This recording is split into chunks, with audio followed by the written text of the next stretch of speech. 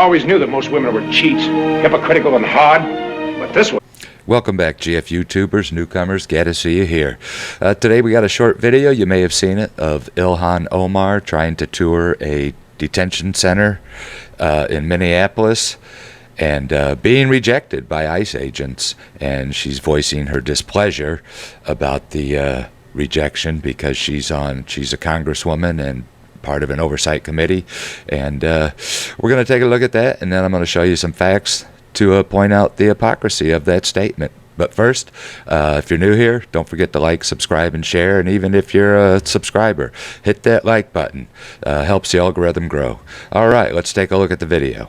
Shortly after we were let in, two officials came in and said that they received a message that we were no longer allowed to be in the building and that they were rescinding our invitation to come in and declining any further access to the building. What happened today is a blatant attempt to obstruct members of Congress from doing their oversight duties. When we appropriate funds as members of Congress, we are expected by the public to do oversight because the public requires their money be used with transparency and accountability. And what happened today is ICE agents deciding that we were no longer allowed to fulfill our constitutional duties. All right, let's review the key points of what she said. She said that the members of Congress were prevented by ICE from doing their oversight duties. That's number one. Number two, she said that when they, as members of Congress, appropriate funds, they are expected by the public to do oversight because the public requires their money be used with transparency and accountability. That's number two. And then again, she reiterated that she was no longer allowed to perform her constitutional duty by ICE agents when they did not let her into the ICE detention center. I did a quick search to see what her involvement was in securing funding for the Somali community up there in Minneapolis, and here's what I got. Representative Ilhan Omar has secured significant federal funding for community projects in Minnesota's 5th District, including healthcare and housing. And while some funds were removed, she advocated for Somali-led organizations and urged against community blame regarding daycare fraud, indicating involvement with local funding streams for these communities. And some of the key details are she secured funding in 2022, over $24 million in community project funding for her district designated for housing, healthcare, food access, and community spaces in the Somali community.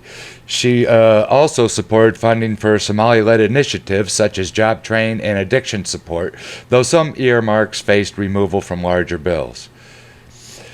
And following large-scale daycare fraud investigations in Minnesota, Omar publicly urged against blaming the entire Somali community, highlighting her connection and advocacy for the community. While snippets don't confirm her on a specific committee appropriating the funds for daycares, they clearly show her active role in securing funds for Somali-focused community health and social services and her public engagement with issues affecting the community. So where were her oversight concerns as a sitting congresswoman of the fraudulent Somali businesses that she worked so hard and advocated for federal tax dollar funding for? I guess you get to pick and choose when you're a congressman on what you want to look into and what you don't want to look into to make sure that the federal tax dollars are being spent appropriately.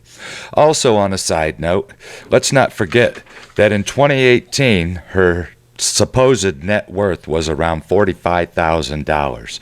And somehow, in the meantime, her net worth has now grown to between $6 and $30 million, which is a huge gap. And apparently, that wealth has been attributed to her husband's winery that she and her husband bought.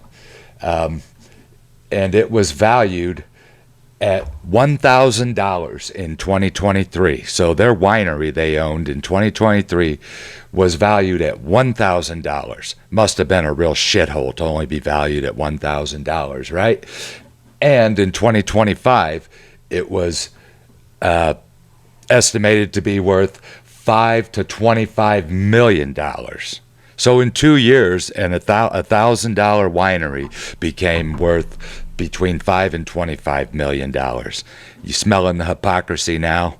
Time to speak out about this type of bullcrap going on in government. We're not going to tolerate it, and also use the power of your vote. Just don't vote Democrat, because they'll screw you, me, and our country every single time.